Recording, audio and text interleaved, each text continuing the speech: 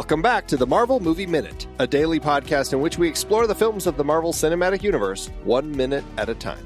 In this, our 5th season, we are looking at Joe Johnston's 2011 film Captain America, The First Avenger. I'm Andy Nelson from the Next Reel Film Podcast. And I'm Pete Wright, and this is 15 seconds of black screen. Today we are talking about minute 111, which begins, what is it that Bilbo says? My 11st. This is the 11st minute, which begins with Peggy looking at Steve's file and ends with Steve listening to the ball game. Joining us on the show, it is Steve Sarmento from the TruStory FM Entertainment Podcast Network team. Hello, Steve. Hey, guys. It's great to be here. We are thrilled to have you talking about this particular minute of this particular movie. And, we're starting with lovely Haley Atwell as she looks at this file that Colonel Phillips had given her of Steve, of the Captain America program, which has now been closed. And she pulls out the photo of puny Steve. What does it say that she's focused on this photo of little Steve here? Is she remembering that it was all just for science after all?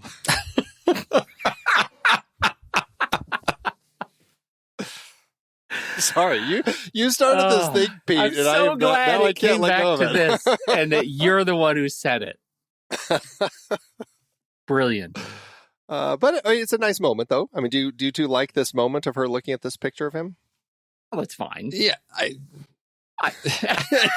she's looking longingly at a photo of little baby Steve, of scrawny Steve, or whatever you've named him in your prior minutes. But yeah, I don't know how to take that moment because I guess we're building this emotional arc of, the loss of, this hero.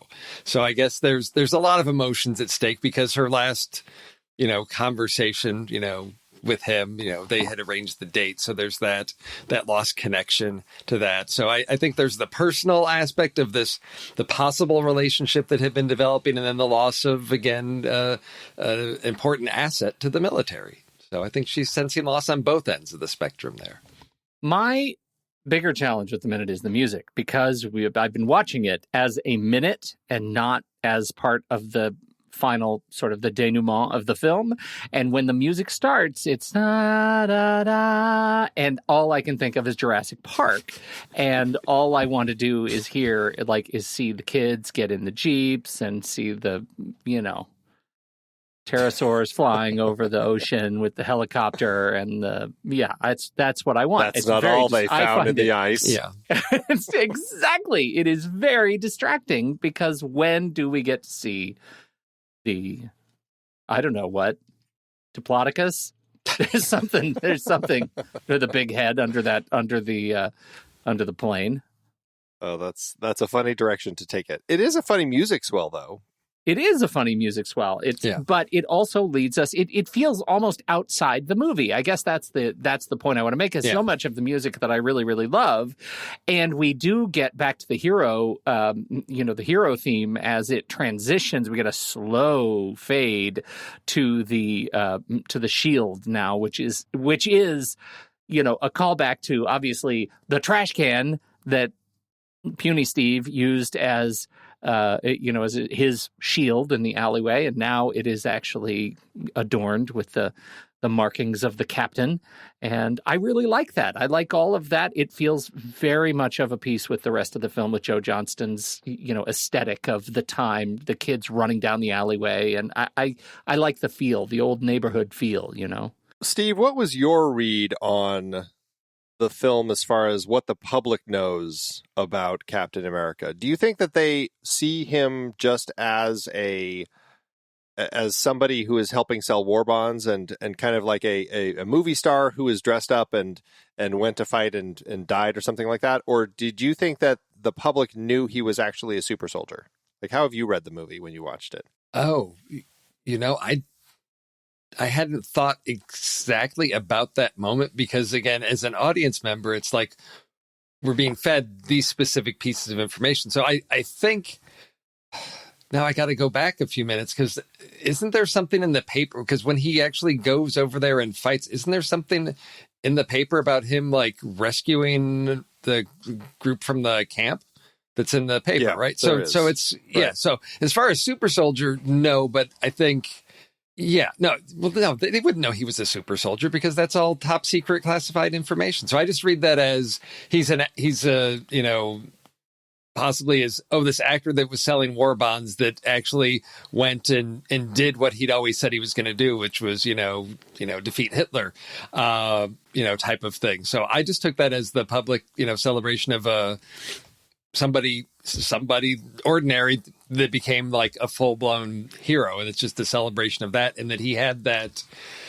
reputation from selling war bonds that the kids had become a fan of, because that was one of the comments that was made in an earlier minute about his audience not being 12 years old or whatever. So I just saw that as those kids having that hero that actually went and did the real thing. I think they may have known because they'd seen the comic books, all of that, and now coming up from the pages of the comic book to being that real life hero is sort of how I read that. And that's really what, to a certain extent, what Steve always wanted, right? Was to be just recognized, or not even recognized, but just to be a hero. Like, he didn't have to be a super soldier. He just wanted to actually go over there and stop the bad guys and stop them from bullying. So it's interesting that, I think that's a good way to read it, that the public doesn't necessarily know he's a super soldier, that he went through the secret government program, but they still view him as this person who had been at the USO shows and then was in the movies and comics and then went over there to fight and succeeded and saved a bunch of people and really kind of became this representation of kind of the American way and all of that. I like that read. I think that's pretty solid. And it makes sense for these kids to be doing dress up. Right. And and as Pete mentioned, I love the callback to the garbage can shield of kids taking what they have around them to recreate, their fantasy, their dream of what they want to be. And I think that's something that was a great way to start wrapping this story up, is tying it back to the kids in the neighborhood where Steve came from, to call back to that shield of he was just a kid that had a dream of standing up to fighting bullies, and now that has taken off into the neighborhoods, and he's become that icon for kids of anybody can grow up to be that Captain America type of figure, of represent what's American and standing up to those bullies, and seeing those kids with that shield and running down the street. I thought that's captured sort of that sense of what it means to be an American at that time in the war, of let's celebrate our strengths. Let's do that. It's that all American scene of, kids in the street in the, 40s. I was thinking that, maybe just around the corner, is where we get a kid, 10 years later, with a hula hoop in the Hudsucker proxy, right? It's that same Absolutely. sense of those. Yeah. You get a bunch of kids that age, and that it's the nostalgia piece of that. We weren't alive at that time, but we can all relate to a gang of kids running around, play acting or whatever. And that's, for me, a great way to put a capstone on a hero's life, is the legacy continues through the youth. This makes me think, this is sort of minute adjacent, but on this point of public awareness of Cap's super soldierdom, one of the things I don't think we ever really see is when the public consciousness becomes aware that Captain America is a super soldier. At some point, they have to, and it happens, I think, 70 years later. But at what point does the public wake up and realize this guy who was a hero of the war is also a super soldier? And does that ever, like, for a film series that takes such efforts to talk about things like the amplification of authority, military authority in the coming series, like this is, I think it's interesting to note that we never get the hero reveal of Captain America. We get the public relations reveal, the media reveal, but we never get the super reveal. And I think that's interesting of this character. Do they take that for granted, I wonder? I guess the answer to that would have to be 2012, when it is the Avengers and he's part of that team. And that likely would be the time when the public finally finds out, because, I think at that point, hey, we're under an alien invasion. All right, yeah, okay, we have some superheroes. The least of the surprises is going to be that Captain America has his abilities, right? Yeah, the government had some secret programs. Oh no. It just feels, it's just secret programs. But it just feels like for all the setup that we get in this movie, they skip the part where he's revealed to have super abilities, and they take a lot of that for granted in so many of these movies. But after Iron Man, and I think, Andy, this goes back to our earning your wizards bit, like. He became such a huge celebrity, and that was such a big deal that he became a publicity figure as a superhero for everybody. And now we don't have to have that conversation anymore. But this one strikes me because we keep coming back around to this about Captain America as a celebrity in addition to being a superhero. It's something that we've talked about a lot over the course of the season because Senator Brandt puts him on the tour and stuff, and he's picking up motorcycles. And, but again, as we've talked about, it's never really clarified that it's not a stage motorcycle and it's not on wires or something. It's never portrayed ever through the course of the film that this is a super soldier to the public. I mean, they see pictures of like, this guy just stopped a Nazi in the streets of New York, or the photo when he rescues 400 people, but they're never, to us, the audience, they're never saying, and he's a super soldier. So it's interesting, to your point, that they really do obfuscate that information. So we're asking these questions after 111 episodes into this season. Well, and sort of to put a pin in it, because we're going to have to at some point address some of the sort of MCU reality of these characters as they come together in the Avengers at some point, whether we like it or not. It's the burden we bear. It is. Right. We do see a couple familiar signs in the background when we see the boys running. There's a Broussards again, which we had seen that sign a few times as Steve was running around trying to stop the Nazi. And there's also a Lucky O'Malley's, which we hadn't seen before. So it's nice to see like a little, presumably Irish pub right there where everybody's playing on the streets. So it's kind of nice. It was nice to see, getting a sense of that. It did make me wonder, and I'm guessing that this might have been something that they also just picked up while they were over in the UK. So this could be a whole bunch of British kids running around. But it is also entirely possible that this is on the back lot. So it's really hard to say. It makes me think you just suggested that they picked up a bunch of British kids and came over and shot them on a back lot. Like, what, Marvel, what are you doing? Just importing British children? Stop it. They've got the money. That's the sort of crazy thing they do. Let's not. We can't make those jokes, Andy. Not in an era where like somebody's going to spin that into Marvel running a child trafficking ring. We can't do that. God. Oh, it only we didn't even get through the first phase, and we're already starting rumors. Already poor American children who are unemployed because of those Brits taking British children. They're America washing those Brits. We fought for our freedom 200 years ago, and now we still, a hardworking American 8-year-old can't get cast. I will say that they are, it's backwards because they're not America washing the kids. They are British washing the film by filming it in England instead of good old American streets. Okay, there we go. All right. That's right. Oh, those American kids couldn't put on their go-blimey accents fast enough. And then we cut to, Andy, we do another slow fade to what I have to presume. No, it's a hard cut. It's a hard cut. Is I have to presume is the 15 seconds. 20. It's 20. 20. See, this is where I was going. Yes. That Steve, I'm sure, chose this minute for. He wanted to be a part of this conversation. Steve, what does the blackness represent to you? Well, the thing with the blackness is there's also sound, and that's the interesting part. And so this is one I did not see in the theater. I don't believe we saw this in the theater. So whenever there's a cut to black, it's a transition, right? I mean, there's something going on. The sound is there.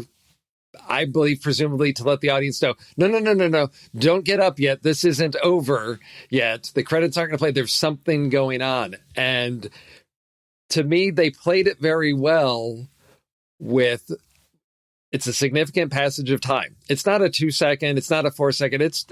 I looked at the time code. It's like 20 seconds of blackness and sort of a sound in the background to give us a pause, that there's something significant that is happening or has happened, occurred, a significant passage of time. That's the only thing that I can take away from that. And I think it's an interesting choice to make to go that long with it. Would 10 seconds have been enough? Would 15?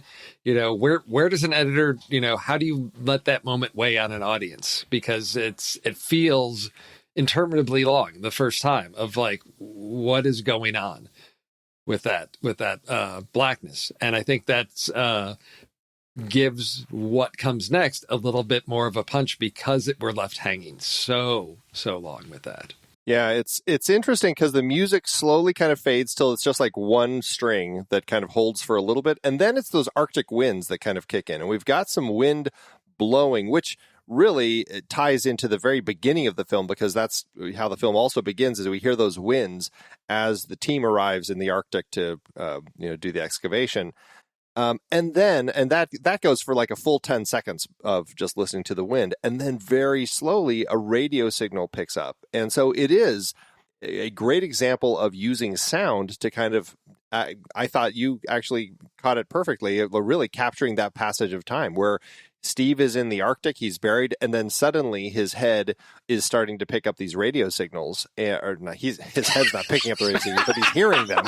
Super soldier and radio transmit receiver all in one. All in one. But he's hearing the radio, and then that kind of wakes him up. And so I thought it was a very effective way to kind of allow this to happen. And, I counted it 18 seconds, but it is in there somewhere. This passage of time as we then, cut to Steve as it's a close up on his eyes as they're closed, and then they slowly flicker open. Did you like it, Pete, or were you just kind of being cheeky about it because it is so long? No, I'm being cheeky about it. I actually do like it, and I think it is an important tool. Like he is using a very simple technique, right? Just black. But in a pretty complex, like emotionally complex way, because of all the things you just talked about. It takes us out of the past. It reminds us as a callback to the present time by way of bringing us to the beginning of the film again with the Arctic winds. And yet it never takes us to the Arctic. It never takes us to the plane. It takes us to his eyes. And I think that transition and how long they linger then on the eyes, as if we're waking up along with Steve, is actually an incredibly emotionally satisfying journey over those 15, 18, 20 seconds that I think is important to give us a chance to breathe a couple of times and realize what we've lost, because that blackness shows grieving that, along with these people that have lost the cap as both a hero and as, a dance partner, a lover. But also reminds us that we get to go on with science experiment, that we get to go on with him in the future. And so it's carrying a lot of weight, this 15, 18, 20 seconds of silence. And that should be the title, 15-18-20 seconds of silence. So I'm curious, walking into this movie, think back to when you first saw the film. Did you know what happened to Captain America in the comics? As in, he had, basically fallen into the ice, frozen, and kind of thawed out decades later. In the case of the comics, it was the 60s, just a couple decades later. But did you know that at the time when you came into this movie? And so when he wakes up, did that kind of set things up for you? Steve? Well, also, one thing I've always wanted to know, did your parents name you Steve after Steve Rogers? You may take that at the end. I don't remember. I like to forget everything when I'm going in to watch a movie. I like to forget the trailer. I like to forget prior knowledge and just suspend all prior knowledge and say, what is the story that I'm being told? And do that. And we do get the setup as, at the beginning of, oh, there's something nice. It's the shield. So yes, I mean, it's like, okay, we've got to come back to that somehow. So the fact that it's Steve, that sharp cut to the close up, I don't think it was like, oh my gosh, this is totally unexpected. But I think the way it plays, again, as Pete said, it gives us that chance to mourn, because the story could have ended there. It could have been the story of the first Avenger and he dies. And, it's important because all the things that have been introduced with SSR and the Tesseract and all of those things are pieces that are important to the main Marvel story. But we could have lost this character. And I like the way that it played that way. And it gave us time to mourn that and then cut to that of like, oh, okay. Yes, we still have our heroes. We still have an opportunity to fight against the darkness and the bullies and all of that. But yeah, I don't know that anybody maybe young children would have been surprised. I think back to myself being like 8 or 9 and would have thought, oh my gosh, he's really alive. As an adult, it's like, okay. Yeah, it wasn't a surprise, but I think the way it was structured, it worked very well to give us a second to think, oh no, that's it. We killed him off in this, or we're not coming back to this again. Well, and that actually is a really interesting sort of thought experiment too, Steve. Like, I think there is a universe in the multiverse in which Johnston decided, you know what, let's leave it all on the field. Like, let's just leave it as if he died, and we can find him in the ice in the Avengers, and that can be how the Avengers starts, right? That's a choice. Like they chose to bring us back to the present for a reason, and I think it was the smart choice. But you can totally see in another time that could have been a different thing. Oh, yeah. Then we would have had a post-credit sequence of that Arctic moment or something, Yeah, right. I suppose the beginning does give it away a little bit. Like, clearly they're setting something up as far as they're finding something. But, like, thinking back to it, I don't think I knew, like, the history of Captain America in the comics. So I think I went into it just assuming he was a character in the 40s. And the opening might have set things up for me, so I wasn't too surprised with the end. But I guess we'll talk a little bit about kind of what we're getting out of the end. And I mean, at this point, what we're seeing is Steve. It still is sepia tone. It's got that beautiful sepia look that we've had through the entire film. And Steve is looking around what looks. I mean, at the very last moment of this minute, we cut to a slightly wider shot of Steve as he's looking around, and it looks like a military-grade hospital bed. It looks, for all intents and purposes, like it's 1945 and he's waking up in bed. Well, Andy, why wouldn't it be 1945? Come on. What in this minute tells you it's not 1945, Andy? Nothing, right? We are there. That's right. Because I think the other way we can read that silence is... not just for the audience, but that's Steve's perception of time. We're cutting to sort of his consciousness, which is whether in a coma or whatever, and the wind, and then the thing that brings him out of it is the sound of a good old all-American baseball game. Wakes him up, and that time was whatever amount of time it was that he was unconscious, which could have been 2 days, 2 weeks, 2 months, is another way to read that. So, well, I think that's a really interesting camera trick and editing trick too, because you make that point, like, this is Steve's POV. I think that close up on his eyes really is a mirror POV. Like, his eyes are opening as the light comes up for us on the frame. And I think we're supposed to feel that way. We're supposed to feel like our sense of reality, like we're being gaslit a little bit, right? Just like Steve is, just like he is. Yeah. Always an opportunity for that callback, isn't there, Pete? Well, Steve's here. Come on, I can't pass it up. We got to do it with Steve. Steve is the one who started it. I didn't start it. That was Tommy. It was all Tommy. No, you did. You were complicit. Okay. Complicit. Yeah, just like I did. Okay. Yeah. Thank you. Oh, The Finest Hours, everybody. Yes, go check that out. The film board episode of The Finest Hours. Classic next reel experience. Yes. And so with Steve waking up, I think the only other thing is because we see him on the bed, right? Waking up. Yeah, he's on the bed. Right. It's kind of a so we see angle he's got his looking at, SSR T-shirt and boots on and everything and all that. Like he's, this was the one thing that as an audience member watching this, I'm like, okay, somebody's in a hospital, but they're dressed in above the bed sheets. So it's not like, because I thought, if he'd been a patient, wouldn't he be in a hospital gown under that? So that's the first thing I think of is like, what's going on? Why did they put his boots on? Right? What's going on with that? Like he's ready to go out to, go out dancing. I don't know. That's the one part where I have to question the choices made there of, if you're trying to fool us into thinking he's in the hospital, you're not dressing him right for that. Maybe make him a patient. Maybe. Oh, Yes. God, how stupid. Yes. All of a sudden, that's all I can think about. This Yes. is the dumbest. Thank you, Steve. There's going to be a lot of that in the next minute, actually the next couple minutes. So we'll save some of that because there will be questions. But let's leave it here for now. We'll come back tomorrow to talk about minute 112, continue Steve waking up in this 1945 hospital room, and go from there. So, Steve, remind everybody what you've been up to and where they can tune in to some of the stuff you've done out there on the internet.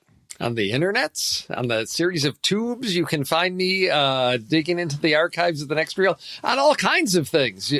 Particularly, there's that thing that I did for a while. What was that called? Trailer Rewind. Yes, Trailer Rewind. How are we doing, Steve? Did you just throw a clot? Are you okay? I'm like, what's that thing?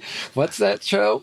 Yes, it is Trailer Rewind that I did, various iterations of based on trailers that were picked on this show and other interesting things. And it's really to help navigate these often overlooked and forgotten movies that are out there that may come up on streaming services of, is it worth my time to watch this? Well, you can listen to a Trailer Rewind episode and get a little review of find some hopefully unexpected discoveries and surprises and maybe some new favorites on there. And then if you really want to get into the depths of things, you can dig into the 3 of a kind that are out there on the next reel that I put together of 3 movies around a common theme. So that's where you can find me on the interwebs. Classics of the genre. Lots of great shows. Classics. That's right. Lots of great shows. You can find them over on the TruStory FM network, and we'll have links for them in the show notes. And that's it. So we'll be back tomorrow to talk about 112, more of this scene. So thank you so much for joining us today, Steve. We certainly appreciate it. I will see you next time, true believer. Hey now. Whoa. That stings. That stings. And Pete, thanks as always. I'm named after Peter Rabbit.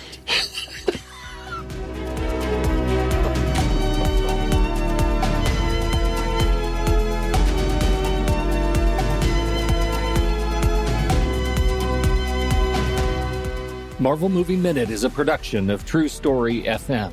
Engineering by Andy Nelson. This season's music is Spread the News by Anthony Vega, and this season's show art is by Winston Yabo. Find the show at truestory.fm, and if your podcast app allows ratings and reviews, consider doing that for this show.